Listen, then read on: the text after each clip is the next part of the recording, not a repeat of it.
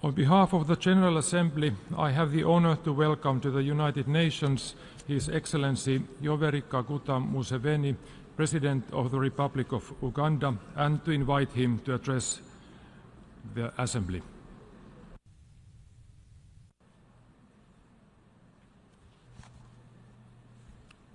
Your Excellencies, Heads of State and Government,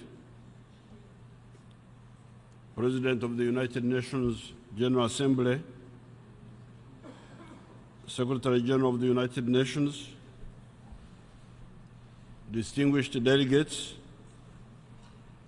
ladies and gentlemen. The theme for this session, focusing on people striving for peace and a decent life for all on a sustained planet. I have always wondered why the elites in the different countries of the world do not see this.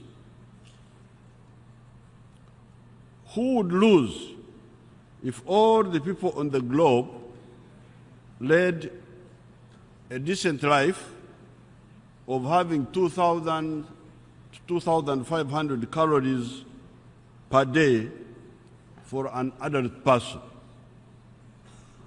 Who would lose if all the people each day were getting enough calories to support their bodies? Who would lose if all the immunizable diseases that afflict people were immunized against?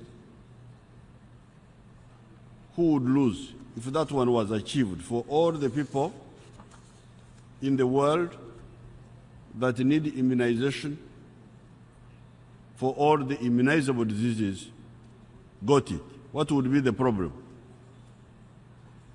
Who would lose if all young people, children, accessed education to achieve literacy, numeracy, and skills as a minimum? Who would lose if all the human beings had a health unit within the radius of 5 kilometers from where one lives? Who would live if all human beings had access to clean electricity, away from charcoal, firewood, and dirty kerosene? Who would lose if every person, adult person, had a well-paying job? Who would lose if every family on the globe had a three-bedroom decent house for each family?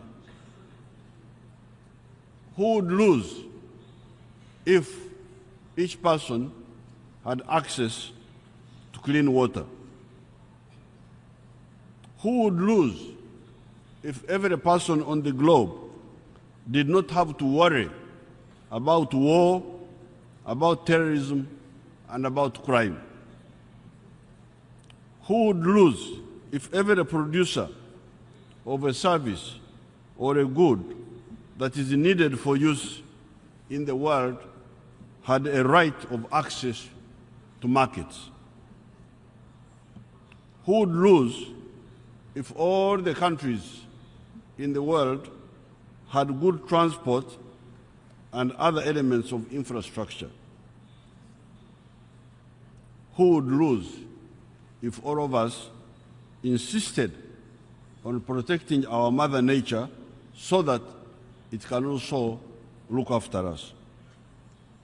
To what extent would this effort at global affluence stimulate business? How much cement, how much steel, how much copper, how much food would we need, and how would all that impact business? If we aimed at global affluence, how much would this impact business positively?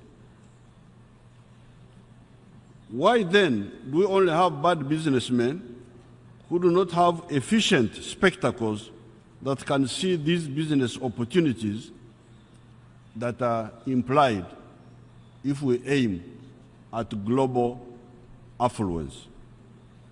Therefore, in my opinion, parasitism is the only obstacle to global affluence, prosperity, and peace. I have one question. Who would lose if North Korea and South Korea, those kith and kin, were left alone to discuss their reunification? I thank you and I wish you good luck.